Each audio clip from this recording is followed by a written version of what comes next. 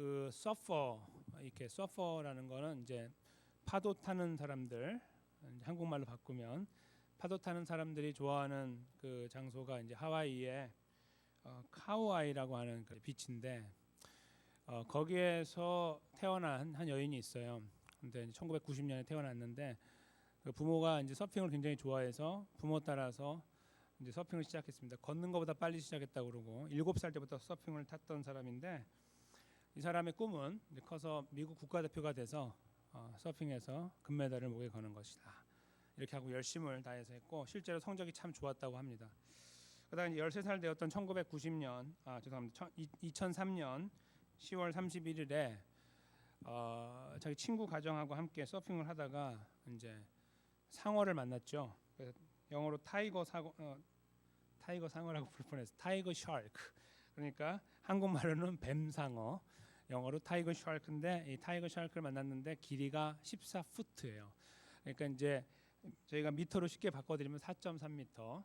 그러니까 이 교회 한 3분의 1 정도 되겠죠. 굉장히 큰 상어를 만나서 왼팔을 물렸습니다. 왼팔. 그래서 왼팔이 떨어져 나가게 됐고 서핑하다가 몸에서 피가 흘렀는데 60% 흘렀대요. 몸에.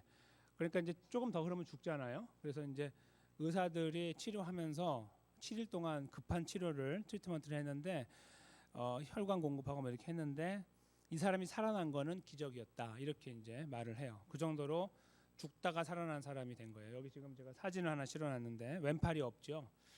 근데 저분은 이제 그 다음에 팔이 잘리고 이제 그렇게 됐지만 그래도 꿈을 포기하지 않고 다시 재기하려고 노력을 많이 했어요. 근데 이제 팔이 없으니까 중심을 못 잡죠. 그러니까 자꾸 떨어지고 넘어지고 하니까 포기를 했어요.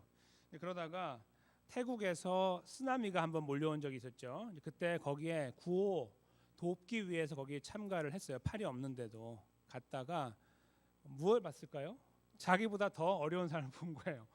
양팔이 잘린 사람도 보고 다리 잘린 사람도 보고 이렇게 봤겠죠. 그래서 이거 팔 하나 없는 거는 괜찮은 거구나를 알게 됐어요. 그래서 인생의 어떤 큰 것을 거기서 그가 알게 된 다음에 돌아와서 다시 노력을 했어요.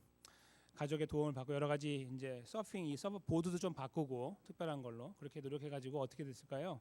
다시 1등을 하게 됐습니다. 1등 안 했으면 또 묻혀졌을지 모르는 사람이지만 1등을 했어요. 참 훌륭한 사람으로 여겨지고 많은 사람들에게 감동을 주고 있어요. 이제 몸이 불편한 분들에게 감동을 주고 있는 사람인데 또 공교롭게 나중에 이제 남편으로 목사를 만났어요. 그래서 목사와 결혼하여 자녀를 낳고 이제 엄마로서 역할을 지금 하고 있는 이제 그런 가운데 있어요. 근데 그가 이제 목사를 만나 결혼하면서 신앙을 이제 좋은 신앙을 회복한 다음에 이제 자기의 삶의 의미는 이 팔에 잘려진 상태에서 내가 이거를 극복하고 다시 금메달을 딴 거에 있는 것이 아니라 하나님이 내 삶의 주인이 됐다는 것에 있습니다라고 알게 되어 그 고백하는 그런 자리에 서게 됐습니다. 참 아름다운 고백이죠. 삶에서는 참 많은 가치들이 있기 때문에 저희를 혼잡하게 만들고 행복이냐 그렇지 않느냐를 자꾸 가늠하게 만들잖아요. 이것이 있으면 행복, 없으면 불행. 이런 것들이 얼마나 많아요, 그렇죠? 근데 그런 것들이 많은 여기 팔이 없기 때문에 더더욱 많은 사람에게 사실은 그 성공이라는 것이 더 큰 행복일 수 있는데 그걸 뛰어넘어서 그 이면에 있는 하나님과 관계 안에서의 참된 행복을 경험하게 됐다는 것이 참 감사한 일인데요. 오늘 저희가 읽은 이 본문에서 이제 그 똑같은 굉장히 흡사한 내용을 찾게 될 것입니다. 근데 그걸 찾는 것에 저희가 그치지 않을 것이고 그 내용이 굉장히 깊어요.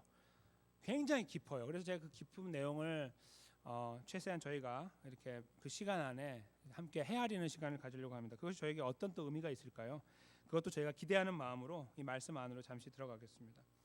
이 말씀의 1절에 보시면 예수님 유대인의 명절이 있어 예수님께서 예루살렘에 올라가셨다 하고 있는데 이제 정황적으로 보면은 이제 예루살렘에 모이는 그 절기는 세 가지가 있거든요. 이제 6월절로 시작되는 무교절하고 77절하고 수장절이라고 있는데 수장절은 장막절이라고도 불러요. 수장절은 이제 그 곡식을 모아 거두는 때인데 그때 이제 모여갖고 텐트 치고 먹거든요. 파티를 열고 장막절이라고 부르는 때가 있어요. 근데 지금 여기에 물 이야기가 나오는 걸 볼 때에 학자들의 생각은 아마도 장막절에 일어났을 일이 될 것 같습니다. 그래요. 저도 동의해요. 왜냐하면은 9월부터 10월까지가 이제 비가 내리는 그 우기거든요. 비가 내리는 시간이에요. 이스라엘은 비가 항상 내리는 데가 아니잖아요. 그때 이제 그 모를 모아가지고 농사도 짓고 이렇게 하는데 그 어간에 이제 사실은 이 장막절이 있어요. 그래야지 이제 그 풍성함을 가지고 추수를 하니까 그렇게 되거든요. 그래서 아마 그 어간에 모였을 가능성을 생각하고 있고, 왜냐하면 물 이야기가 나오기 때문에 그래요. 제가 이제 설명을 드리면 아마 아실 거예요. 그래서 이제 그때쯤에 가셨을 것이다 생각이 들어요. 그냥 뭐 중요한 거 같지 않지만 제가 말씀드리는 이유는 이제 예수님이 아무 때나 그렇게 가시는 것이 아니다. 특별한 이유가 있다. 이걸 말씀드리는 거고, 더 특별한 이유는 이제 그 다음에 나오는데 이제 보시겠습니다. 이렇게 내려가셨어요. 참 어려운 길을 하셨는데 2절에 보면 예루살렘 안에 이제 구조를 보면은 거기에 베데스다라고 하는 못이 하나 있어요. 연못이 있는 거예요. 그 풀, 영어로 풀로 번역이 되거나 판드로 번역할 수 있어요. 근데 여기 그 양의 문이라는 말도 있죠. 양문. 이거는 이제 영어로 정말 쉽 게이트예요. 그래서 왜 쉽 게이트냐면 거기 양이 많이 지나다니기도 하는데 거기서 이거 양을 죽여요. 죽여서 거기서 그 죽인 양을 가지고 제사를 드리기 위해서 이렇게 움직이는 곳이에요. 그래서 막 피가 많이 흐르고 그러는 데가 이제 쉽 게이트예요. 그 양문. 그래서 그 양문 옆에 못이 필요한 거예요. 이걸 저기 막 닦고 이래야 되니까. 그래서 이제 이 못이 만들어지는데 그건 이제 배경을 제가 좀 이따 말씀드릴게요. 자꾸 뒤로 미루고 있는데. 그래서 지금 거기에 양문이라는 곳이고 그 옆에 베데스다라는 못이 있었다. 이제 그게 이제 배경이고요. 거기에 행각 5개가 있었다는 건데 이거는 영어로 폴치라고 생각하시면 돼요. 폴치. 이렇게 텐트 같은 거, 큰 텐트 있죠. 그런 걸 쳐놓은 거예요. 장막을. 그래서 거기 사람들이 모여갖고 햇볕도 피하고 이렇게 할 수 있도록 한 것이 5개가 있었다 이거예요. 거기에 3절에 보니까 많은 소경, 절뚝발이, 혈기 마른 자들이 누워 있었다 이겁니다.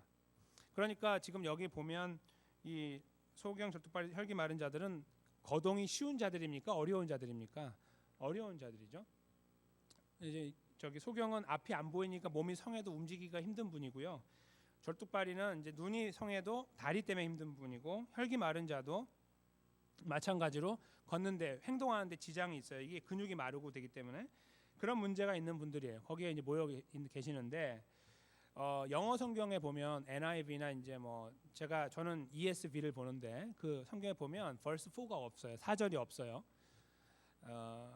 이제 그거에 대한 설명을 드릴게요. 이제 한국어 성경이 있죠. 여기 보면 괄호로 해가지고 물의 동함을 기다리니라는 말이 써 있는데 이제 그 설명을 이제 지금부터 드리겠습니다. 이제 구체적인 설명입니다.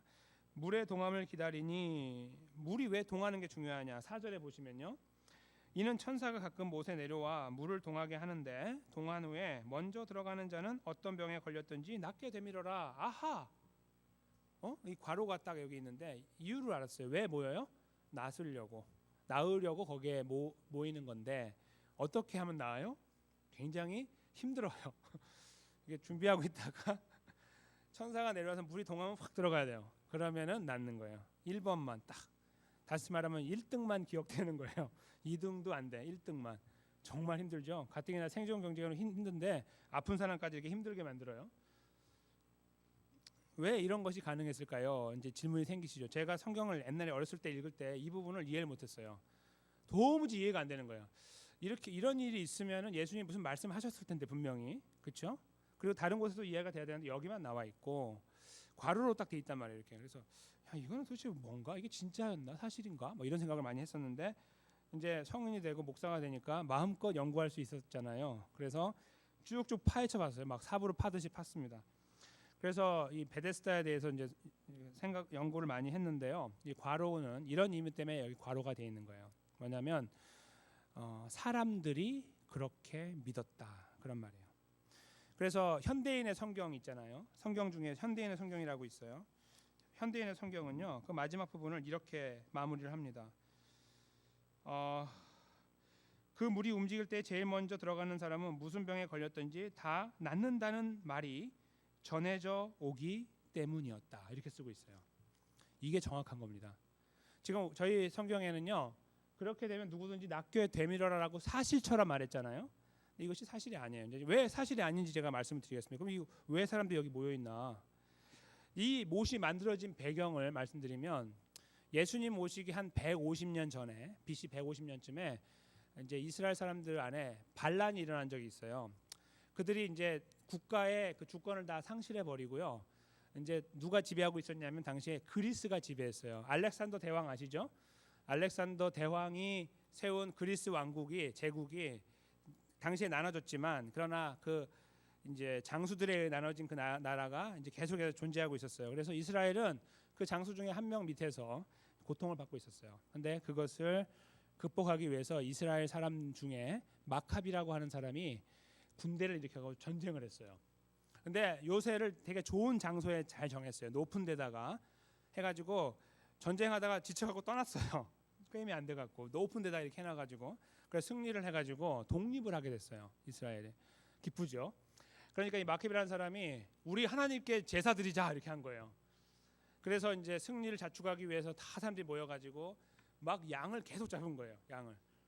거기 아까 그 양의 문 거기서. 그러면 어떻게 되죠? 막 피 비린내가 날 거 아니에요. 그러니까 이제 이걸 정리하기 위한 물이 필요하니까 그걸 만들게 된 거예요. 그래서 이 못을 이렇게 하나 만들어가지고 그 물은 어디에서 내려왔냐면 비가 내리거나 이렇게 되면 그 물을 모아놓고 이렇게 쓴 거예요. 그러니까 이제 되게 정결하진 않은 물이죠. 흘러가지 않으니까. 근데 그렇게 해가지고 못을 2개를 만들었어요. 그러니까 2층으로 돼 있는데 이렇게 2층으로 된 게 아니라 이렇게 2층으로 돼가지고 먼저 여기에 물이 쌓이면 이게 내려와가지고 아래에 고이게 되도록 이렇게 만든 거예요. 잘 만들었죠. 그렇게 해가지고 이제 거기 사람들이 모이게 된 거예요. 그런데 공교롭게도 그 지형이 어떤지 모르는데 약간 철분기가 있어가지고요 땅에 이제 이게 물이 내려오잖아요. 그러면 이렇게 막 물이 이렇게 움직일 거 아니에요. 그러면 그걸 사람들이 어떻게 믿었냐면 물이 동한다 이렇게 믿은 거예요. 천사가 내려왔다. 보이지 않잖아요, 천사는. 그러니까 천사가 내려왔다 이렇게 말하고 물이 동한다. 천사가 한 거다 이렇게 스스로 믿은 거예요, 이스라엘 사람들이. 그리고 마침 색깔이 바뀌어요. 철분이 있으니까 빨갛게 바뀌는 거예요. 신기하죠?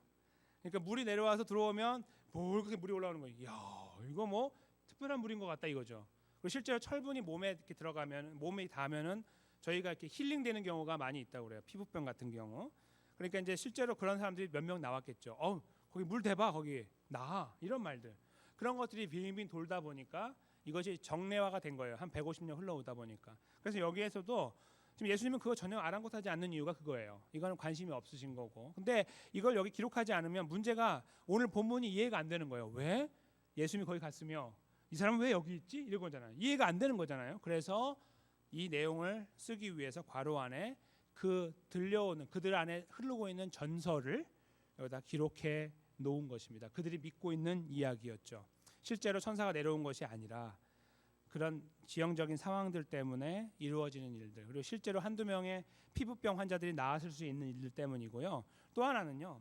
이제 그것을 세우게 되고 거기다 행각을 만들었잖아요. 행각은 헤롯 왕이라는, 그러니까 사실은 이제 약간 매국노 같은 사람인데 그 사람이 왕이 됐잖아요. 헤롯 왕. 그 사람이 이제 거기다가 이스라엘 사람들의 마음을 편하게 하기 위해서 여러 가지 일들을 한 것 중에 성전을 하나 세웠고요. 그 다음에 이렇게 행각을 만든 거예요. 자기 이름으로. 그래서 그 행각에 모이면은 뭐 하는 거냐면 아까 그 텐트를 쳐놓은 거는 이런 사람들이 모여가지고 거기에서 이제 이렇게 거기에 이렇게 오갈 데 없는 사람들이잖아요, 사실은. 그리고 사람들이 거들떠 보지도 않는 사람들이고 그런 사람들이 모이게 이렇게 조치를 해놓은 것이에요. 그 행각을. 그래서 거기 사람들이 이렇게 모여갖고 있었고 아무 때나 모인 거라고 생각하지 않고요. 비가 내리지 않으면 거기가 다 말라버려요. 이렇게. 실제로 이 베데스다는 지금도 있습니다. 그래 말라버리고요. 아까 말씀드린 대로 비가 내리면 위에 비가 차면 내려와 가지고 아래 이렇게 흘러와요. 그래서 이렇게 모이게 되는 이제 그런 장소입니다. 아시겠죠? 그래서 이제 좀 특별한 곳이구나. 그냥 그들에게는 특별할 수 있는 곳이구나라고 생각하는 것이 바로 베데스다 못입니다. 설명이 굉장히 길었는데 이제 들으시니까 어떤 곳인지 조금 이해가 되시죠? 이제 그런 곳이에요. 거기 사람들이 모인 이유는 마침 우기니까 비가 내리니까 이제 모여 있으면 물이 또 오면 물이 동한다고 느껴질 때가 올 거 아니에요? 뛰어들려고 온 거죠. 근데 혼자 뛰어들 수 있는 사람이 몇 명이나 있을까요? 이제 제 생각에는 눈이 조금 이렇게 불편하신 분들은 그 물가에 이렇게 앉아 있다가 소리를 듣고 뛰어내리셔야 되고, 그렇죠? 그 다음에 나머지 분들은 이제 막 기든지 어떻게 해야지 뛰어내리셔야 되는 거예요. 식구들이 없으면, 그렇죠? 그런 상황들이다. 그렇게 보시면 되겠습니다. 근데 거기에 왜 예수님이 가셨냐 이거예요, 하필, 그렇죠? 예루살렘 오신 것도 그런데 거기를 가셨어요. 그리고 당시에 예루살렘에 모이는 사람들 숫자가 평소에 인구는 10만 명인데요. 이렇게 모이기 시작하면 20만 명, 30만 명까지 올라가요. 발 디딜 틈이 없을 정도로 많으니까 마침 이때 여기 모인 사람들이 많을까요, 적을까요? 많죠. 그러니까 오늘 이제 이런 상황에서 예수님 만난 사람이 누구예요? 거기 5절에 보면 38년 된 사람을 만난 거예요. 이 병이. 이 사람이 그 마음이 어떨까요? 하필이면 왜 천사가 내려오는 때가 이 우기지? 이런 마음.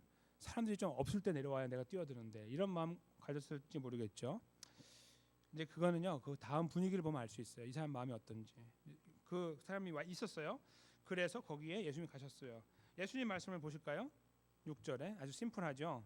그 사람을 딱 보시고 38년 됐다는 걸 아셨어요. 그리고 이르시되 네가 낫고자 하느냐 이렇게 물으셨습니다.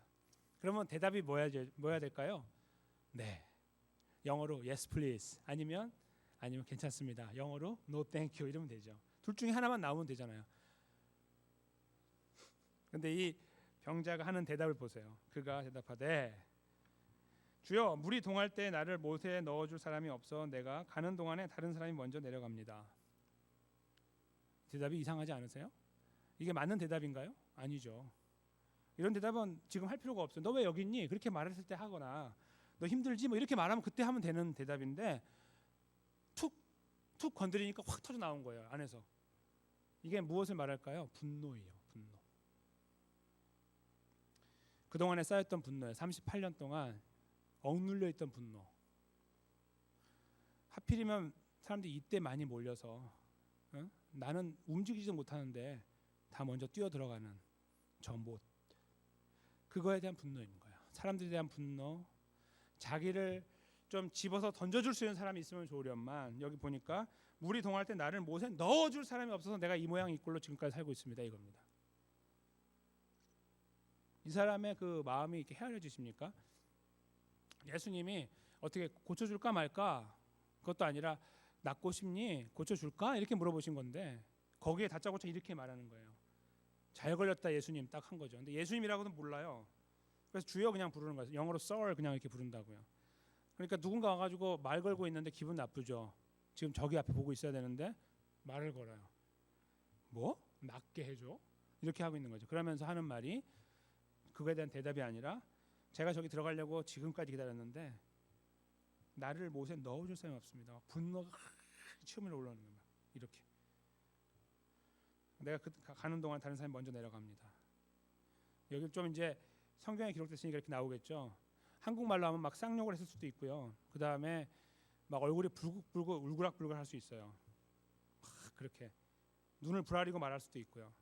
저는 그렇게 생각해요. 그냥 사람이 없어서요. 주님, 제가 못 들어갑니다. 이렇게 편안하게 말한 내용은 아닐 것입니다. 굉장히 힘든 상황에서 묻지도 않은 대답을 하고 있는 그는 누군가에게 하소연하고 싶었던 이 답답한 심정을 예수님께 털어놓은 것입니다. 이 말씀의 끝자락에서 예수님께 기대한 게 뭐였을까요? 아 그래? 그러면 I am the one 이렇게 말하면 내가 그 사람이 될게. 오케이? 내가 널 도와줄게. 마침 제자들도 옆에 있으니까 12명이나 있다. 야 걱정하지 마. 하나 둘 셋 할 수 있죠. 기다렸다가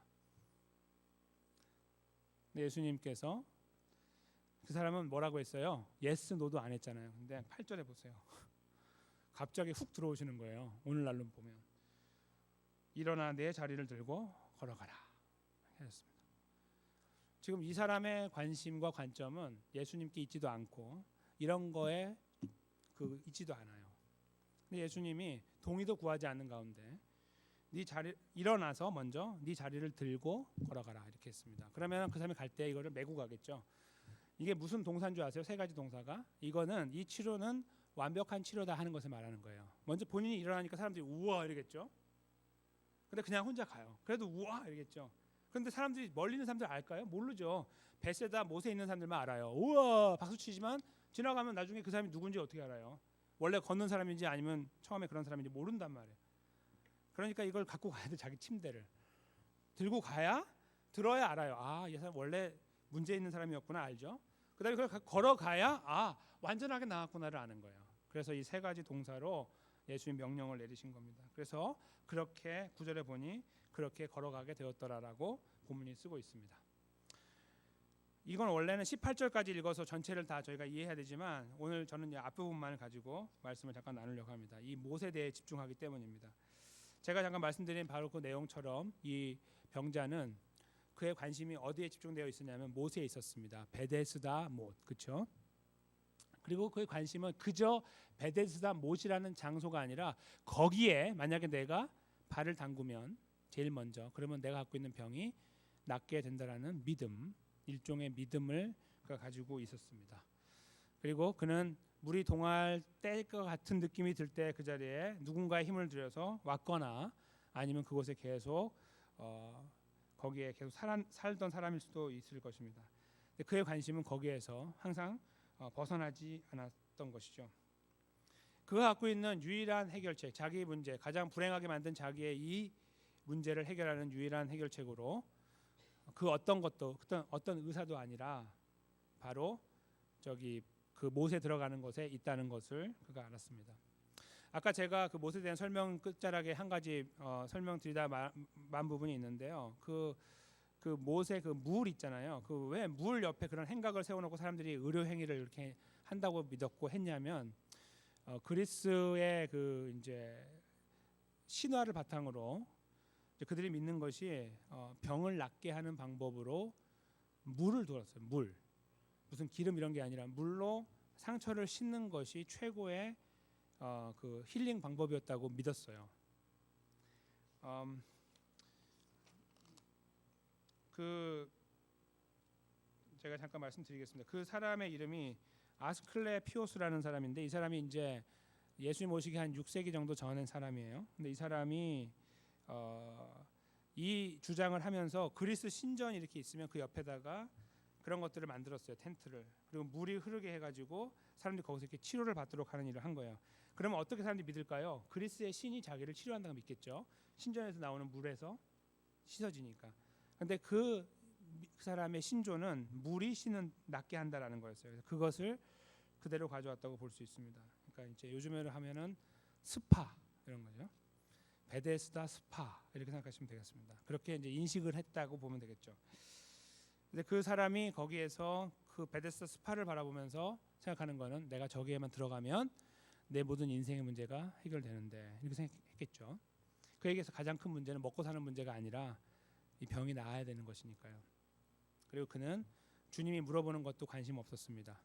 저기에만 나를 집어넣기만 하면 된다고 생각했어요. 거기에 골똘하고 있는 거예요. 그거밖에 모르는 거예요. 이렇게. 그렇죠? 예수님이 예를 들어서 거기에서 설명을 했다고 보세요. 야야 그게 사실은 말이야 틀린 거야. 그거 다 거짓말이야. 내가 설명해 줄게. 150년 전에 뭐 이렇게 예수님이 말씀하실 필요가 없으신 거예요. 그렇게 예수님이 그에게 그 설명한다고 그 사람이 듣겠습니까? 아 그래요? 그래서요. 던져주실 거예요 말 거예요? 그걸 물어보겠죠. 왜냐하면 이 사람의 관심은 계속 거기에 있으니까. 그 옛날 이야기 필요 없고 지금 거기 들어가는 게 중요한 거예요.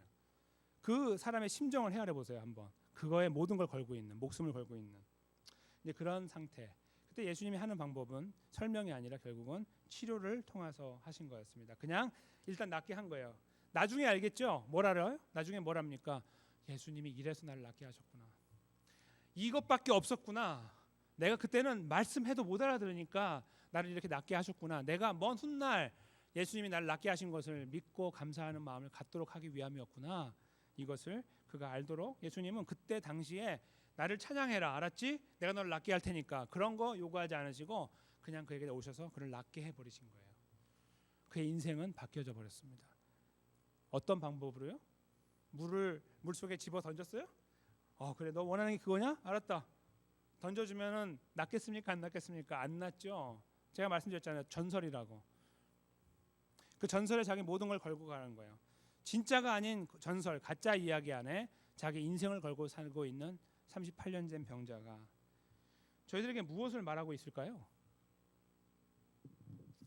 첫째로 먼저 중요하게는요. 저희들 영혼의 문제에 대한 것을 해결받는 문제를 말씀하고 있는 것입니다. 예수님께 저희들에게 오실 때에 훅 들어오셨죠. 예수님 내가 2019년 6월 9일에 주님 만나겠습니다. 저는 준비됐으니 오십시오라고 하면 예수님이 오십니까? 천만의 말씀입니다. 전혀 관계가 없어요. 그거하고. 그렇게 만나셨어요 예수님? 여기 계신 분들은 그렇게 예수님을 만나셨습니까? 아니면 우리가 예상하지 않았던 시간에 만나셨습니까? 근데 혹시 한번 이렇게 그 옛날 기억을 떠올려 보시면 오늘 여기 이 38년 된 병자처럼 뭔가 굉장히 인생의 문제가 꼬여 있고 힘들고 앞길이 꽉 막혀 있고 그리고 죽을 것 같을 때 인생을 다 놔버리고 싶었을 때 그럴 때 혹시 만난 분 계신가요? 그런 분들도 더러 계시죠. 죽음의 문턱에서 그렇죠? 내가 오늘 죽으리라. 내가 다리에서 뛰어내린다. 내가 스스로 내 팔목을 끊어버리겠다. 내가 오늘 약을 먹고 잔다. 이렇게 할 때에 그런 시간에 주님 만나신 분도 굉장히 많으세요. 이 38년 된 병자가 저에게 보여주는 거는요. 주님 만났을 그 모멘트, 그 순간에 그 극적인 부분을 저에게 보여주고 있는 겁니다. 근데 그 극적인 부분이 왜 극적인 거냐 하면요. 38년 된 병자에게 있는 유일한 해결책은 전 못이었습니다. 베데스다 스파, 그렇죠? 거기에 들어가는 거였어요. 거기에 모든 집중을 하고 살아가고 있었는데 주님은 설명하지 않고 그거를 확 잡아가지고 그냥 낫게 해버리셨어요. 나중에 알게 하신 거죠. 우리가 구원 받을 때도 그랬어요. 설명이 필요 없었습니다. 우리를 찾아오셨을 때 우리의 마음을 열고 딱 들어오시니 우리가 주님 앞에 눈물을 흘렸습니다. 주님 그렇습니다. 감사합니다. 나를 구원하셨습니다. 이렇게 고백을 했을 때 우리가 가졌던 그 아름다운 고백의 연속선상에서 저희는 하나님 백성의 삶을 살아가는 특권도 함께 누리게 됐죠. 오늘 여기 본문에 38년 된 병자가 낫는 것뿐만 아니라 자리를 들고 일어나서 사람들에게 걸어가 자기 삶의 현장으로 돌아갈 수 있게 되었던 것처럼 말입니다. 바로 그렇게 하나님의 방법으로 우리에게 들어오셔서 우리를 구원하셨던 하나님의 역사가 오늘 이 본문의 38년 된 병자가 낫는 과정 속에서 분명하게 저희에게 보여주고 있는 것입니다. 그런데 있잖아요. 이제 그것이 저에게 첫 번째 다가오는 중요한 의미인데 그것을 뛰어넘어서 저희가 두 번째 의미로 간다면 저희가 굉장히 여기에서 이제 안타까움을 느끼게 됩니다. 그것이 뭐냐면 이렇게 저희가 예수님을 믿고 살아가는데 예수님이 저희를 구원하셨고 영혼의 문제를 해결해 주셨는데도 불구하고 저희가 살아가는 삶에서 저희는 여전히 우리만의 베데스다 스파를 바라봅니다. 이게 무슨 말씀일까요? 예수님이 우리에게 다가오셔서 뭔가 해결책을 주시고 우리의 기도를 들으시는 분으로 우리 삶을 인도하는 분으로 우리가 고백하고 사는데요. 거기에 조건이 있다는 거예요. 우리만의. 우리가 갖고 있는 우리만의 틀이 있어요. 생각에. 나는 꼭 베데스다여야 됩니다. 베데스다. 주님은 필요 없고 나를 저기에 넣어주셔야 됩니다. 이거예요. 예수님 제가 기도하는 거 아시잖아요. 저는 저기에 꼭 들어가야 됩니다. 그 베데스다 스파, 베데스다 못은 무엇일까요? 오늘날 저희가 살아갈 때 만나는 베데스다 못은 돈이고 명예이고 권력입니다. 행복이고 우리가 일단은 거기에 들어가 줘야 되는 거예요. 주님이 그래 내가 무엇을 도와줄까? 주님 다 필요 없고요. 저기다 넣어주세요. 저기다가 여기 말고 저기다 넣어주셔야 돼요. 그거예요. 그게 바로 이 38년 된 병자가 보였던 아이러니인데 더 큰 아이러니는 그 모습이 우리 안에 있다는 겁니다. 주님과 우리가 함께 동행하며 살아가는데도 우리만의 목적과 목표가 있고 내가 이루고 싶은 우리만의 욕망이 있습니다. 인생의 골이 있어요. 그게 이루어질 것 같으면 행복합니다. 요즘 굉장히 얼굴이 밝으시네요. 예, 제가 요즘 참 하나님의 은혜 가운데 살거든요. 이렇게 말해요. 왜요? 뭔가 될 것처럼 보이니까. 근데 그렇게 안 되면은 이렇게 얼굴이 왜 그러세요? 몰라. 도는 사람도 없는데 아무도 안 도와 나를. 주님도 안 도와 나를. 이렇게 말하는 거죠. 지금 이것이 그 38년 된 병자의 반응의 전모이죠. 그리고 그것은 저희들에게 우리를 극명하게 보여주는 사실적인 우리들의 자화상이기도 하는 것입니다. 저는 이 말씀 앞에 섰을 때 제가 말씀을 준비하면서 엉엉 울었습니다. 정말 저 자신이 그대로 보였습니다. 그래서 이제 한동안 어안이 벙벙해서 말씀을 이렇게 더 이상 생각이 진행이 안 됐어요. 탁 거기 멈춰버려가지고 한참 그 안에 이렇게 빠져서 제가 생각을 했었습니다. 그리고 하나님께 감사를 드렸습니다. 이 말씀에 바로 이런 면을 돌아보게 해주셔서 감사합니다. 정말 우리 안에 추구하고 있는 많은 것들, 목사는 있잖아요. 거룩하고 존귀한 것만 추구하는 사람이 아닙니다. 더 교회가 커지면 좋겠고요.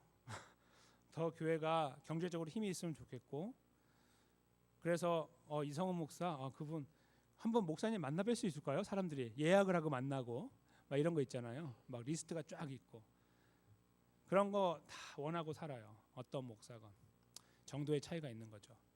그냥 힘들게 맨날 힘들면서 하나님 오늘 어떻게 살아야 됩니까? 도와주세요. 내 거 기도하기도 힘들어가지고 성도들 기도 못하고 하나님 내 코가 석자인데 무슨 성도를 위해 기도합니까? 라고 항변하며 살아가는 그런 목사들이 얼마나 많은데 그 목사들이 잘못됐다는 것이 아니라 힘들게 그렇게 사시는 분들 속에서 당연히 생각하는 것은 넉넉하면 좋은 거예요. 풍성하면 좋고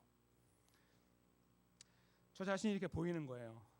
제가 이 38년 된 병자를 보니까 제가 보이는 거예요. 그런 모습들이 하나씩 떠오르는 거예요.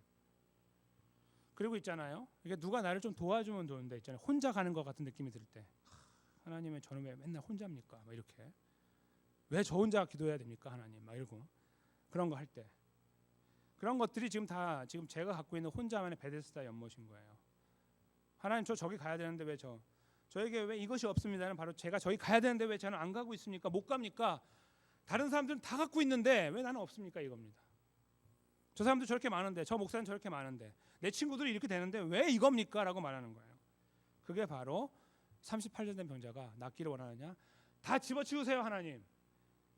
제가 원하는 거 주세요. 아니면 아무것도 아니에요 라고 말하고 있는 거하고 똑같다는 겁니다.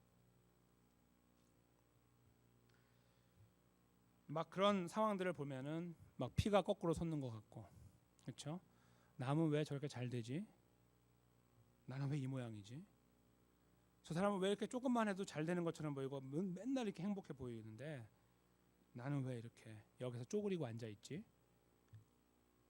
나는 왜 돕는 사람이 없으면 내가 저기에 들어가는 것이 이렇게 오래 걸리지? 나 죽을 때까지 못 들어가는 거 아니야? 이런 생각도 말입니다. 그런 생각들이 저희를 지배할 수 있습니다. 그렇죠? 전부 모양과 내용은 다를 것입니다만 우리가 그런 생각 속에 빠질 때가 참 많이 있습니다. 주님이 별로 달갑지가 않은 거죠. 응답을 해주시면 달가울 수 있는데 그렇지 않으면 아니라고 생각하는 거죠. 그래서 있잖아요. 오늘 설교의 제목이 엉뚱한 위로입니다. 무슨 말씀이냐면 주님이 우리에게 찾아오셔서 주시는 위로는 엉뚱하다는 거예요. unexpected. 우리가 기대하지 않은 거예요. 우리가 베데스다로 가고 싶은데요. 베데스다 들어가고 싶은 병자가 어떻게 나왔어요? unexpected comfort. 그게 왔어요. 그게 뭐예요? 예수님이 그냥 낫게 해버린 거예요. 뭐 물에 왜 들어가냐? 일어나. 한 방에 끝났어요. 나중에 알았겠죠. 와 주님 제가 몰라봤습니다. 죄송합니다. 이랬겠죠. 나중에 저는 저기만 보고 갔는데 지금까지 우리들의 삶에 이미 그 사건이 한 번 일어났죠. 우리가 예수님 만났을 때 일어났어요. 하나님 전 세상이 돈인 줄 알았습니다. 주님 만나고 주님인 줄 알았습니다 라고 고백을 다 했습니다. 우리가 그런 고백을 갖고 있는 저희들은요 이제 주님이 모든 거라고 고백하고 살아요.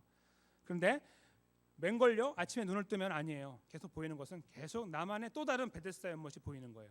하나가 없어지면 또 보이고 또 보이고 또 보이고 계속 보이는 거예요. 그 앞에 설 때마다 주눅이 들고 힘들어지고 고개가 갸우뚱하고 피가 거꾸로 솟기도 하고 힘들어요.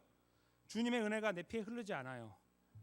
세상의 진노들과 분노들만 내 피에 흘러가고 있어요. 심장이 쫀득쫀득한 것 같아요. 머리가 막 터져버릴 것 같고 이런 시간들 말이에요. 생각하고 싶지 않아요. 생각하면 열이 올라오니까 그런 시간들 말이에요. 그게 저희를 막 뒤덮고 살고 있지 않으세요? 제가 너무 부정적으로 말씀드리는 건가요? 저희가 항상 해피하신가요? 그런 분들 앞에서 제가 일단 인사를 한번 드리고 이렇게 그렇지만 그렇지 않으신 분들이 많이 여기 계신다면 이 말씀 앞에 동의할 거라고 믿습니다. 우리만의 베데스다 연못, 내가 원하는 나만의 방법, 하나님이 주시는 건 필요 없고요. 그렇죠? 그럴 때 저희가 돌아봐야 되는 중요한 사실은 우리를 만나 주셨던 하나님의 은혜일 것입니다. 다시 그 앞에 저희가 서는 것입니다. 십자가 앞에 서는 거겠죠. 하나님 제가 어떻게 주님을 만났습니까? 어떤 분들은 미국에 오셔서 예수님 믿으시고 어떤 분은 한국에서 예수님 믿으시고 어떤 분은 믿는 가정에 태어나신 분 그렇지 않은 분 믿는 가정에 태어나신 분들은 믿는 가정에 태어났기 때문에 구원받은 것이 아니라는 건 나중에 아시죠? 그러면 감사하게 되고 반대로 그렇지 못한 가정에 태어나신 분들은 주님 내가 어떻게 주님 만났습니까? 우리 부모도 주님을 알지 못하는데 라고 고백하게 되시잖아요. 그런 모든 과정들 정말 주님이 우리에게 그냥 훅 들어오셨고 내가 기대하는 방법으로 나를 위로하신 것이 아니라 기대하지 않은 주님의 특별하신 방법으로 우리에게 들어오셨고 우리를 구원하여 주셨다는 사실입니다. 그것을 우리가 먼저 고백하면 우리가 다음 문제에도 이런 고백을 할 수 있습니다. 바로 우리가 가지고 있는 지금 현재 우리 앞에 존재하고 있는 우리만의 베데스다 연못. 그 주님이요 그거 해결하지 않으십니다. 첫째로 그걸 먼저 기대하십시오. 우리가 원하는 방법으로 베데스다 연못에 우리를 넣어주지 않으십니다. 그걸 먼저 기대하셔야 됩니다. 오히려 저희들은 주님, 제 머리로는요 가능성이 한 3개밖에 없는데 주님 몇 개 갖고 계세요? 주님, 제가 갖고 있는 가능성 말고 주님이 가지고 계시는 수억 가지가 되실 텐데 주님께서 원하시는 방법으로 이루어 주세요. 그것이 우리가 갖고 있는 베데스다 연못을 해결하는 유일한 방법이라고 저는 믿습니다. 그리고 그것을 저희가 해결해 나갈 수 있는 힘이 저에게 없다는 것도 동시에 인정할 필요가 있다고 믿어요. 그 무슨 말씀이냐면 그거 바라보면서 그렇게 우리가 한두 번은 하죠. 한두 번 말씀을 듣고 말씀이 기억되는 동안 하실 수 있잖아요. 한두 번 이렇게 꾹 참고 주님 원하시는 방법으로 해주세요. 이렇게 할 수 있단 말이에요. 한두 번은. 그렇게 못한단 말입니다. 그게 커지고 힘들어지고 시간이 많아지면 하나님, 제가 한두 번은 했는데 다시 못하겠습니다. 나의 베데스다는 어디 있습니까? 다시 우리가 주 앞에 울부짖게 됩니다. 그때 있잖아요. 우리가 이 말씀 앞에 가장 중요한 핵심이 되는 예수 그리스도를 기억해야 됩니다. 무슨 말씀이냐면요. 우리에게 훅 들어오셨던 예수님은요. 훅 들어오셨다가 나가신 분이 아니라 우리 안에 함께하고 계십니다. 내가 세상 끝날까지 너희와 항상 함께 있으리라 하셨던 예수님의 약속은 지금도 변함없다는 것입니다. 그 세상 끝이라는 것은요. 주님이 오시는 날일 수도 있지만 우리가 세상에서 마지막 호흡을 다하는 그때까지입니다. 우리 개인의 삶에 이렇게 우리를 끈질기게 붙잡고 계시는 구원자가 계신다는 사실이 우리들에게 어떠한 의미를 줍니까? 여전히 베데스다가 커 보이고 대단해 보이고 아름다워 보이고 저기만 가면 모든 것이 해결될 것처럼 보이는 그러한 일들을 우리는 그 문제 앞에서 항상 씨름하지만 그러나 그 문제보다 더 크신 은혜를 저에게 주시고 그 자리를 끝까지 지키시며 우리의 삶을 책임지는 예수 그리스도, 그분의 크심을 저희가 더 깊이 있게 바라볼 수 있을 때 저희 삶은 하나님 주시는 은혜로 새로워질 것이라고 저는 분명히 믿습니다. 우리가 받는 우리만의 위로와 격려가 나를 사랑하는 어떤 사람으로부터 오지 않는다 할지라도요, 나를 이해하는 어떤 사람으로부터 오는 것이 아니라 할지라도 그것이 예상하지 않은 방법으로 우리에게 찾아올 수 있을 것입니다. 남편과 아내의 관계가 어려운 분들 속에는 어쩌면 자녀로부터 그 은혜가 올 수 있습니다. 자녀와 부모의 관계가 안 좋은 분들은요, 자녀로부터는 얻지 못하는 기쁨을 배우자로부터 찾을 수 있을 것입니다. 아니면 부모로부터 찾거나 주변의 친구들로부터 찾을 수도 있을 것입니다. 우리 그런 것도 경험하시잖아요, 그렇죠? 바로 하나님의 은혜가 그렇게 저에게 주어지는 것입니다. 그리고 그것은 그런 작은 한두 가지 소소한 일들에 있는 것이 아니라 우리 인생 전반에 있어서 우리가 정말 이거 아니면 죽을 것 같은 그 문제 속에서도 하나님은 여전히 키를 갖고 계시며, 하나님 낳고 싶지 않습니다. 저희 가고 싶습니다 할 때 아니야 너 이거 필요해 라고 들어오시면서 우리를 붙잡으시고 그 자리에 세우는 능력으로 우리를 회복하여 나가시고 우리가 필요한 그 자리로 우리를 인도해 나가실 것이라는 겁니다. 우리가 그 예수 그리스도께 이 마지막 순간에 집중할 수 있을 때 우리는 소망을 가지고 이 말씀을 마무리할 수 있습니다. 그리고 우리는 다시 아무도 필요 없습니다. 베데스다는 두말할 것도 없고요. 아무도 필요 없어요. 우리 주님을 바라보게 됩니다. 우리 시선이 다시 우리와 함께하는, 우리 끝까지 붙잡으시는 주님께 향하게 될 거라고 믿습니다. 여기 계신 모든 분들, 저를 포함하여 저희가 다시 한번 우리를 끝까지 사랑하시며 우리를 불쌍히 여기시며 우리의 삶을 지키시고 우리의 미래를 책임져 나가시며 이끌어 나가시는 선하고 능력 있는 하나님 예수 그리스도 앞에 우리 삶의 문제를 다시 한번 맡겨드리며 그 십자가 앞에 무릎을 꿇게 되시는, 그래서 그 은혜의 자리에 힘있게 세워지게 되시는 저와 여러분이 되시기를 주님의 이름으로 간절히 축원합니다.